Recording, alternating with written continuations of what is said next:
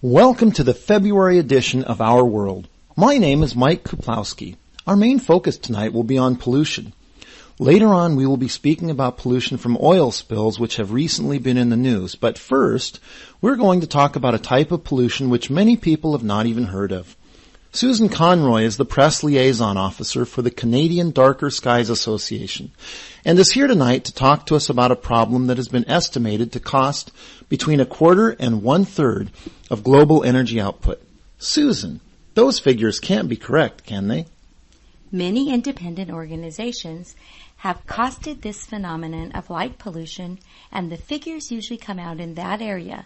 Somewhere between 25 and 35% of total energy costs are being completely wasted by wasteful or inefficient use of lighting, especially in the more urbanized areas of the richer countries of the world. Light pollution is one of the most pervasive forms of pollution in the modern world, and yet it is something that very few people know much about, even though, conversely, it is the form of pollution that people come into contact with most often on a daily basis. Could you just give us a few ideas of what, in your mind, constitutes light pollution? I understand one of the most serious problems is that of light escaping up into the skies above our cities, with the resulting glare preventing us from seeing all the stars that were once visible. That is what I would term a symptom of the problem, and not necessarily the most serious consequence.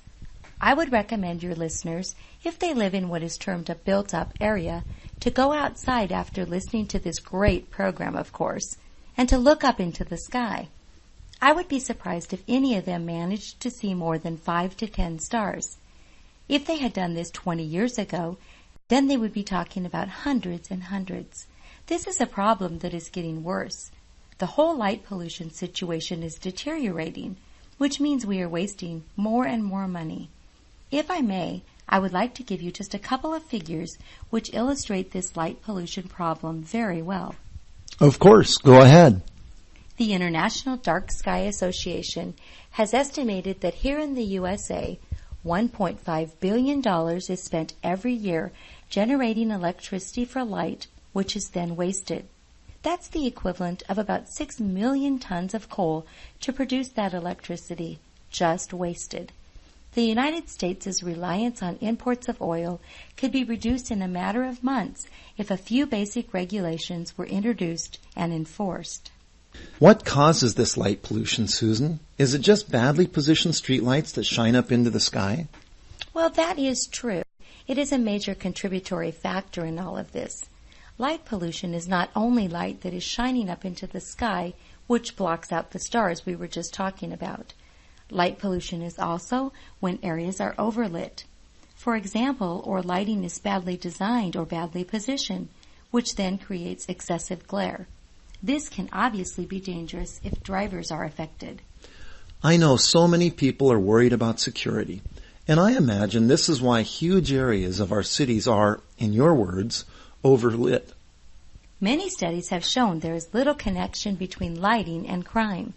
Besides, much of the lighting which is badly designed creates very strong light and shadow contrasts, which, strangely enough, actually creates good hiding place for the very criminals we would like to be protected from. So what changes would you like to see implemented, Susan? There are some very basic things that can be changed. There needs to be a standard for street lighting, which eliminates completely above horizontal light escape. By that I mean we can't continue to use inefficient street lighting equipment, which enables a lot of the light emitted to escape upwards into the sky. That is the first priority. Next, we need tough restrictions on how much light is used to illuminate a given area. That way we avoid the problem of what is called light trespass, where light escapes from the area that it is supposed to illuminate and goes, for instance, into nearby windows or roads. It's funny you should mention that. My brother lives near a parking lot, and he says at night he doesn't even need to switch on his kitchen light because the light from the parking lot lighting is so strong. This is what we are saying. We don't have a problem with security lighting in any number of parking lots, stores, or even sports centers. And this is important, but the lighting needs to be suitable and, above all, directed correctly. We are becoming a society obsessed with turning night into day. But I can tell you now, not everybody finds this situation satisfactory. Susan, if we can now turn to what we as individuals can do to lessen the problem or at least not add to it. This is clearly something in which government and business have a very big contribution to make. But is there something we can do ourselves? Well, first of all, I would recommend writing to your local representatives, as this is an issue which needs as much support as possible. Then there are things we can do in our own home. If you use lighting, be it security lighting or lighting for your barbecue in the garden, just make sure it is well directed, by which I mean angled downwards, and in that the light source itself, the bulb I mean, has a good cover on it.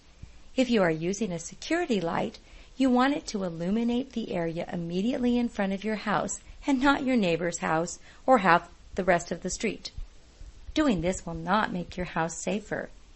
If you want to illuminate the front of your house for any reason, do it from above, with a light fixture attached to the gutter of your roof, for example, and not using a powerful spotlight placed on the lawn in front of your house.